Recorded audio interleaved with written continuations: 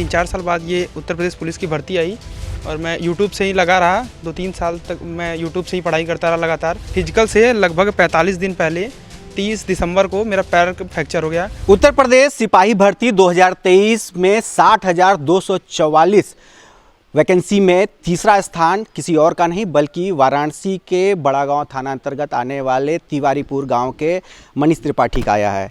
इस समय मनीष त्रिपाठी और उनका पूरा कुनबा हमारे साथ मौजूद हैं और मनीष त्रिपाठी ने तीसरा स्थान लाकर न केवल अपने गांव बल्कि पूरे शहर पूरे ज़िले का मान बढ़ाया है। मनीष, सबसे पहले यही जानना चाहेंगे कि ये जो आपने तैयारी की है वो क्यों खास थी, क्योंकि बाकी लोगों से अलग हट के ये तैयारी आप जैसा बता रहे हैं आपने की, न तो कोचिंग की मदद ली न किसी टीचर की मदद ली। कोरोना काल से आपने किस तरह की अलग से तैयारी शुरू की?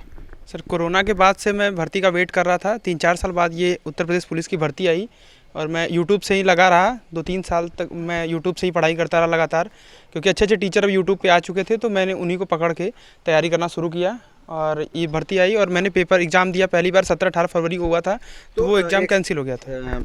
यूट्यूब से ही पढ़ाई करने की मजबूरी थी कि आपकी इच्छा थी या कोई अभाव था? नहीं, कोई मजबूरी नहीं थी, बस मैं आने जाने में जो समय लगता था उसको मैं बचा लेता था और यूट्यूब पे कंटेंट अच्छा मिल जाता था और ऑफलाइन जाने में थोड़ा दिक्कत भी हो रहा था कि इतना दूर, इधर अगल बगल कहीं कोचिंग भी नहीं थी हमारे आसपास, तो मैं यूट्यूब को ही बेस्ट समझा। कोई अभाव भी था कि अगर इससे 2 पैसे भी बचेंगे और आपकी और भी भाई लोग हैं, घर परिवार का खर्चा है, ये भी था कि उनका मंथली फ़ीस जो था वो 500 के नीचे तो नहीं कोई फ़ीस है इधर अगल बगल, तो ये भी बचता हमारा और उसमें रिचार्ज करके मैं यूट्यूब से ही पढ़ लेता था। कैसे आप बता रहे थे, फिर क्या हुआ फिर जब तो हाँ, वैकेंसी आई तो उसका पेपर हुआ 17-18 फरवरी को, तो वो एग्ज़ाम लीक हो गया था। तो माननीय योगी जी के आदेश पे एग्ज़ाम को 6 महीने बाद फिर से कराया गया। तो इस बार सुचितापुर एग्ज़ाम हुआ और उसमें मेरा 3rd रैंक आया था और मैं यूट्यूब से ही टोटल पढ़ाई किया था और उससे मेरा समय भी बचता था और अच्छा लगा मुझे यूट्यूब से ही पढ़ने में, सही था मुझे।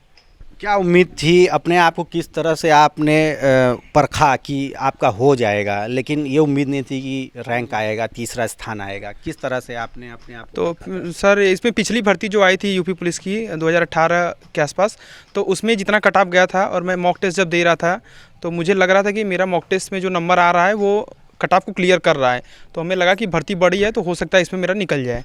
तो इसी की उम्मीद में मैं तैयारी करता गया और इतना अच्छा रैंक आ गया। ये आपको विश्वास था कि इतना अच्छा रैंक आएगा, तीसरा स्थान आपका आएगा? नहीं, मुझे विश्वास बिल्कुल नहीं था। मुझे लगा केवल मैं एग्ज़ाम क्लियर कर पाऊंगा। रैंक के बारे में तो मैं कभी सोचा ही नहीं कि मुझे रैंक लेना है या कुछ करना है। मुझे लगा कि बस मैं 60,000 में कैसे करके आ जाऊँ, एक नौकरी हो जाए मेरे पास, मैं स्टेबल हो जाऊँ बस। मनीष के साथ समस्या ये भी थी कि जब फिज़िकल टेस्ट होने वाला था तो इनका पैर फ्रैक्चर हो गया था, तो उसके बारे में मनीष बताइए कि क्या हुआ था। एक बार निराश भी आप लोग हुए थे कि कहीं ये जो मौका है वहाँ से निकलना जाए। सर, मेरा फिजिकल से लगभग 45 दिन पहले 30 दिसंबर को मेरा पैर फ्रैक्चर हो गया, तो मैंने बगल में एक हॉस्पिटल में दिखाया तो उन्होंने बोला कि प्लास्टर करवाना होगा और कम से कम 35 दिन इसको रखना होगा। तो मुझे लग रहा था बीच में कहीं फिजिकल का डेट ना आ जाए, कुछ क्लियर रनिंग की प्रैक्टिस भी रनिंग की प्रैक्टिस भी करनी थी। उतना अच्छा रनिंग भी नहीं था कि मैं चाहे उठूँ तुरंत निकाल लूँ। तो उसके बाद मैं 15 दिन के आसपास मैं प्लास्टर काट दिया अपना। उसके बाद फिर मैं चलना फिरना शुरू किया। तकलीफ बहुत था लेकिन मैं हिम्मत करके चल रहा था, दौड़ना धीरे धीरे शुरू किया। फिर 5 किलोमीटर की रनिंग कंप्लीट की। पहले मुझे 35-40 मिनट लगता था, फिर धीरे धीरे टाइमिंग कम की, फिर 25 मिनट जो इनका क्राइटेरिया था उसके पास लगभग आ गया। तो फिर मुझे लगा कि अब लगता है मुझे रनिंग भी हो जाएगा। फिर फिजिकल की डेट आई तो मैं वहाँ मिर्ज़ापुर मेरी रनिंग थी, मैंने रनिंग 23.5 मिनट में कंप्लीट कर दी। मतलब 1.5 मिनट पहले ही आपने 1.5 मिनट पहले ही मैंने टारगेट कंप्लीट कर लिया था। तो अब आप सिपाही होने वाले हैं, आगे क्या लक्ष्य रखा है, आगे क्या मकसद है कि आगे कहाँ तक जाना है? आगे सर मैं सोच रहा हूँ कि इसके बाद यूपीएसआई को टारगेट करूँ और उसको क्लियर करने के बाद मैं यूपीपीसीएस को ट्राई करना चाहूँगा। ऐसा भी है कि चूँकि एसआई की परीक्षा अभी नहीं हो रही है तो आप बनना चाहते थे एसआई, लेकिन अभी जी ये भी था कि हाँ, मैं वेट कर रहा था कि अगर पहले एसआई आता तो मैं पहले उसको क्लियर कर लेता, लेकिन वो आया ही नहीं भर्ती, तो मैं कांस्टेबल में ही ट्राई किया अपना। अब कैसा लग रहा है? आपने अपने गांव का और पूरे जनपद का मान बढ़ाया है और उम्मीद से कहीं ज़्यादा बेहतर रिजल्ट आपको मिला है। मुझे उम्मीद नहीं था कि इतना अच्छा रिजल्ट आ जाएगा, लेकिन अच्छा आया, बहुत अच्छा लग रहा है, सब खुश है, हमारे आसपास सब बहुत अच्छा है। उन युवाओं के लिए क्या कहेंगे जो परीक्षा तमाम अभाव में रहते हैं या सुविधाओं के साथ भी रहते हैं, लेकिन वो पढ़ाई की तरफ ध्यान नहीं देते हैं, निराश रहते हैं और काफ़ी वो डिप्रेस हो जाते हैं, कई ऐसे कदम, अपने नुकसान वाले कदम उठा लेते हैं? नहीं, तो ये ऐसा कदम नहीं उठाना चाहिए, क्योंकि भर्ती तो बहुत आएंगी जाएंगी, जीवन एक बार है, उसको अच्छे से जिए और तैयारी तो करना ही पड़ेगा और पेशेंस रख के करेंगे तो क्लियर हो जाएगा। क्योंकि मैंने भी 2-3 साल 4 साल तैयारी की, भर्ती नहीं आ रही थी, फिर आई भी तो पेपर लीक हुआ, ऐसा बहुत दिक्कत होता है, लाइफ का पार्ट है ये सब। लेकिन तैयारी करते रहें और रिदम में लगे रहेंगे तो पक्का निकल जाएगा। तैयारी करते रहें और अपना एक लय बना के चलेंगे, लक्ष्य बना के चलेंगे तो ज़रूर सफलता हाथ लगेगी।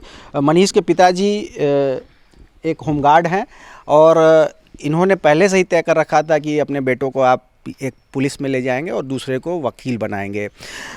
दूसरी वर्दी आपके घर में आ गई है, क्या कहेंगे?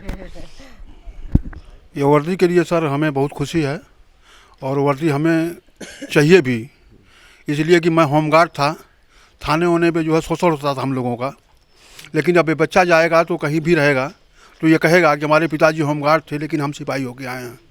इसका हमें गर्व है। और एक बड़े बच्चे को अपने LLB कराना चाहते थे, वो भी कर रहा है। दोनों हमारे बच्चे सही हैं और दोनों अपने काम में कार्य कर रहे हैं। कितनी खुशी है कि बहुत खुशी है। क्या लग रहा है कि ये सिपाही से आगे भी आगे भी जाएंगे, तरक्की करेंगे और हमारे जीवन का जो लक्ष्य था वो सफल है। मैं अपने जीवन के लक्ष्य पे सफल हूँ। बच्चे अब आगे अपना बढ़ते रहेंगे। बच्चे आगे बढ़ते रहेंगे। मनीष, एक सवाल ये भी आ रहा है कि जब आप मोबाइल से पढ़ाई करते रहे ऑनलाइन, तो एक वक्त ऐसा भी रहा कि रिचार्ज कराने के लिए घर के हालात को देखते हुए आप काफ़ी इस पे दिक्कत का सामना करना पड़ा। दिक्कत सर पैसे के लिए नहीं था, लेकिन मैं मांगना नहीं चाह रहा था पिताजी से, क्योंकि अब 24-25 साल मेरी उम्र हो गई थी। तो मैं सोच रहा था कि ऐसा कुछ करूं कि मैं खुद ही कर पाऊं, लेकिन टाइम भी नहीं था, लगातार तैयारी में भी समय देना था। तो मैं दोस्तों से, मित्रों से, भैया भाभी जिससे भी होता था, हाँ, स्वाभिमान की वजह से मैं लेना नहीं चाह रहा था, इसलिए मैं मांगता नहीं था कि मुझे रिचार्ज के लिए पैसा चाहिए या मुझे इस काम के लिए पैसा चाहिए। तो आज बहुत अच्छा लग रहा है कि मेरा हो गया। तो कहीं ना कहीं ये स्वाभिमान भी एक बहुत बड़ा कारण रहा है जिसकी वजह से मनीष ने इस लक्ष्य को हासिल किया है। मनीष की माताजी मेरे साथ हैं। क्या नाम है आपका? गायत्री तिवारी। कैसा लग रहा है? अब 2 वर्दियां हैं आपके घर में। बहुत अच्छा लगा था। लड़का हो गल पुलिस में तो अच्छा न लगा था। सब कुछ अच्छा है। तो पढ़ता लिखता था, शुरू से मेहनती रहा? हाँ हाँ, एकदम पढ़त लिखत रहना तब न निकलना है। तो क्या चाहती हैं, आगे और तरक्की करे और आगे बढ़े? हाँ तो भाई आगे बढ़िया तब बढ़िया न रही, अच्छा रही और आगे बढ़ जाइए तब भाई पुलिस बन, तब आगे बढ़ जाइए, दरोगा हो जाइए तो और अच्छा हुई। खुश हैं? खुश है एकदम। तो मनीष जब तैयारी करते रहें तो उनको देख के बहुत सारे लोग ये भी कहते रहे कि चूंकि ऑनलाइन पढ़ाई कर रहे हैं तो लोग कहते रहे कि दिन भर मोबाइल में घुसे हुए हैं, क्या देख रहे हैं, और इनके ऊपर कहीं ना कहीं जो विश्वास है वो डिगता रहता रहा। तो प्रधान भी हमारे साथ मौजूद हैं गांव के। क्या क्या आप लोग किस तरह समझाते रहे कि मोबाइल ही देख रहे हो, पढ़ोगे कब? अब हम तो मान चलिए कि लगभग सभी के एक चक्कर 2 चक्कर सबके के बार हो चला जाता हूँ। तो इनको बार बार हम देखते हैं, अरे मनीष मोबाइल तू घुस रहा क्या करता है यार, अरे पढ़ाई में ध्यान दो, तू भर्ती की तैयारी करो। तो कहना है भैया जानता हूँ हम उसी में तैयारी कर रहे हैं, आप गलत मत समझिए कि हम गलत कुछ कर रहे हैं जो है। तो लेकिन आजकल का माहौल ऐसा है। जी, इसीलिए हम उनको बार बार समझाते थे। लेकिन आज ये सफलता मिली, आज ये सामने आ रहा नहीं लगा। हाँ, समझ में आ रहा है कि वो मनोरंजन नहीं करते रहे, पढ़ाई करते। बिल्कुल पढ़ाई करते थे, अब बहुत पढ़ते थे। बात मानते हैं कि दिन में मोबाइल को लेकर डांटते रहे आप? जी, बराबर डांटते रहे कि जो दिन भर मोबाइल में घुसा रहता है क्या पढ़ेगा लिखेगा। इस बात पिताजी डांटते रहे दिन भर आपको? नहीं, दिन भर नहीं, लेकिन बीच देखते रहे तो हाँ, बीच में बोलते थे कि मोबाइल से कैसे होगा, मोबाइल से सिलेक्शन नहीं होता, हाँ, मोबाइल सिलेक्शन नहीं होता है, कैसे करोगे, क्या करोगे। लेकिन हमें लगा कि हम हो जाएगा, इसलिए हम लगातार लगे रहे उसको। इन लोगों की बात को सुनते थे, बुरा लगता था, लेकिन लगे रहे हम, हाँ, लगे रहे, उसी में क्लियर हुआ मेरा। तो मोबाइल का किस तरह से जो संसाधन का और किस तरह से टेक्नोलॉजी का इस्तेमाल करके मनीष ने तीसरा रैंक हासिल किया, उनके भाई भी हमारे साथ मौजूद हैं। क्या कहेंगे, मनीष की मेहनत रंग लाई, तो कहीं ना कहीं उसमें जो टेक्नोलॉजी है उसकी मदद मिली और जिस तरह से दूर संचार क्रांति चल रही है उसकी मदद ली और इन्होंने जो ठाना था करके दिखाया। क्या नाम है आपका? रजनीश तिवारी। मैं यही कहना चाहता हूँ कि आज के जो युवा हैं उनके लिए अगर समय का अभाव है तो YouTube is the best option. इस फील्ड में। ऑनलाइन हाँ, ऑनलाइन स्टडी के लिए यूट्यूब बहुत ही बेस्ट है, क्योंकि टीचर लगभग सब अवेलेबल हैं इस पे और अच्छे से अच्छा आपको जो है टीच करेंगे। इसके लिए आप यूट्यूब पे जाएं और यूट्यूब से ही समय का अभाव देखते हुए वहाँ पढ़ें तो बेहतर होगा। और ये जो इनका सफलता है, हम लोग कभी नहीं सोचे थे कि ये 3rd रैंक यूपी में आएगा। ये बहुत ही अविश्वसनीय है, जिसके लिए मैं अपने छोटे भाई को बहुत हार्दिक दिल से बधाई देना चाहता हूं कि पूरे परिवार, पूरे गांव, पूरे जनपद, पूरे क्षेत्र का जो है नाम रोशन किए हैं। इनके लिए पूरे क्षेत्र से जो है बधाई आ रही है।